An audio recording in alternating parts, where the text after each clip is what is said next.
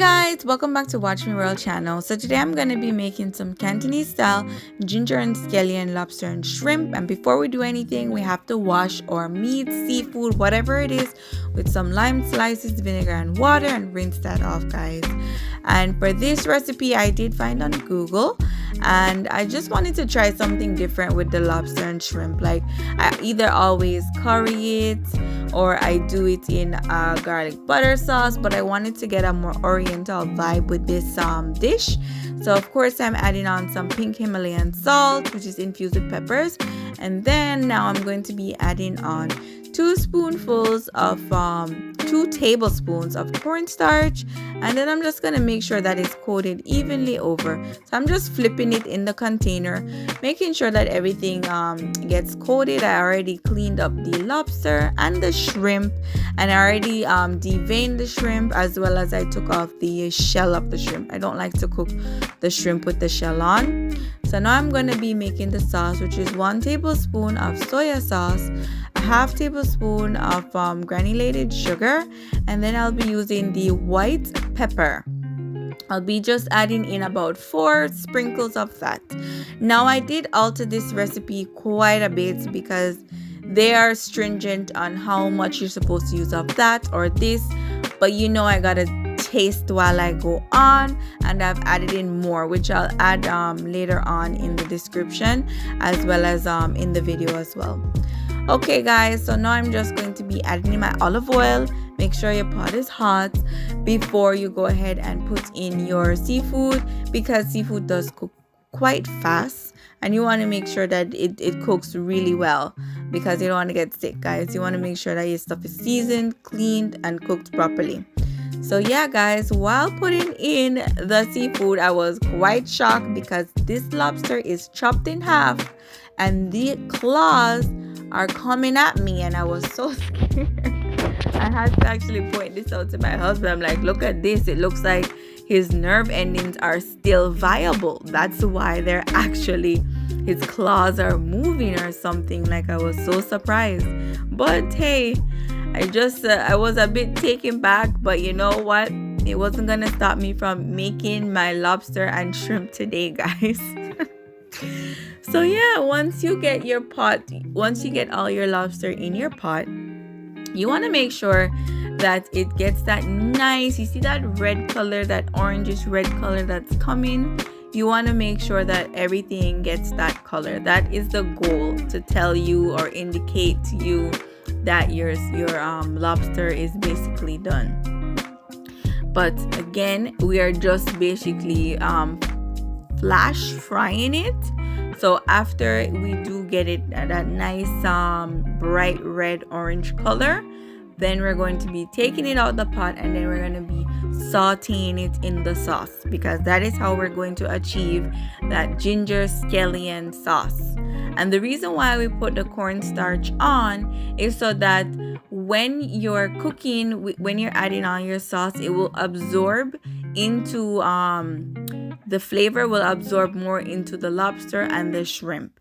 And trust me, after eating it, it really did make a difference. Like, a lot of people don't like the texture of cornstarch, but it adds to holding in that flavor, which is the goal, because cooking with ginger and scallion doesn't really exude that flavorful, like, it does flavor your pot, but it doesn't become the star of the show basically when you're adding it in. But when you add the cornstarch in and the different sauces, it becomes the flavor of the pot. Like, it really did get that ginger scallion taste. Like, I usually buy this from the Chinese restaurant, and I always wonder, like, how do they get this sauce like so perfect? Like, it's so gingery, and so, you know, you could taste that scallion so strong on the seafood.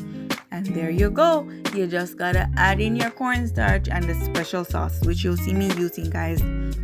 So once the lobster has cooked a bit, then you're gonna be adding in your shrimp.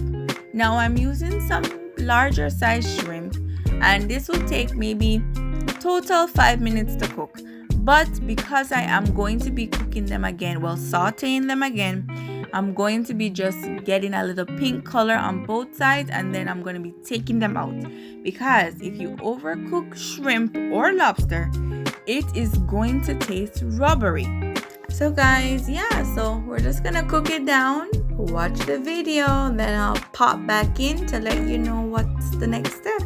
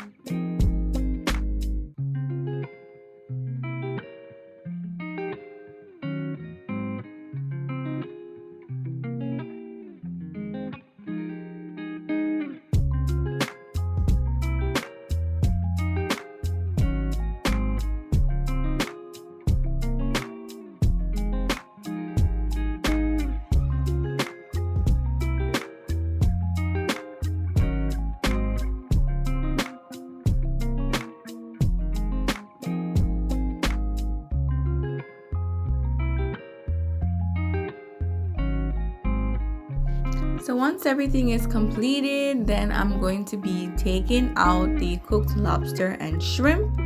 And once I get that all taken out, I am going to basically drain off that excess oil, but I'm going to use the same pot to saute down the sauce, as well as the ginger and the scallion, and the shucks on wine.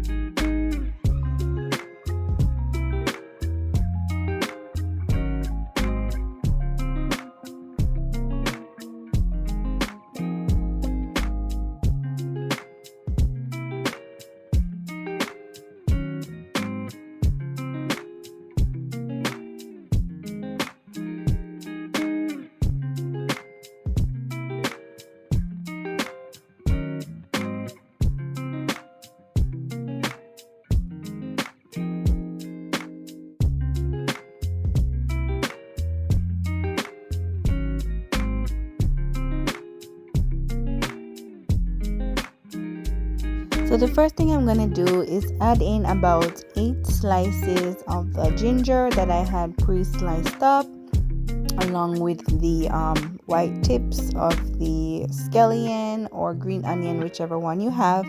So in total I did use 3 scallions, so I'm just going to be sauteing the top of the scallions with the ginger slices, and just basically adding some water into that too, because the seasoning from the lobster prior and the flavor from the lobster as well is already in the pot. So when you add the water to that, it's going to give it a nice flavor before you add in all your sauce. So I'm just gonna, for the water, I would say maybe half of a cup of water, or even less, just enough so that it has some juice to saute in it, so it doesn't burn while it's being placed in the pot to basically flavor it, before adding in the lobster and the sauce and the shrimp and the rest of the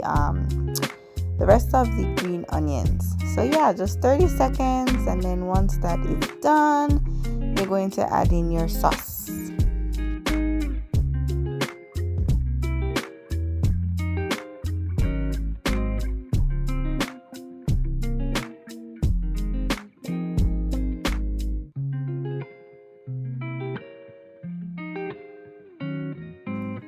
sauce time now, guys. So I did leave some of the green onion soaking into the soya sauce and the sugar, and I just basically just saute that again together. I will be adding some more water in as well, and then I'm going to be adding in all of my lobster and shrimp and the remainder of the green onions as well, so that can finish cooking out, and it gives it an extra boost of taste. So guys, just adding everything at this point, and once that is added in and it cooks down for about a minute or two, then I'm gonna add in my shoxing sauce. I hope I'm pronouncing that properly.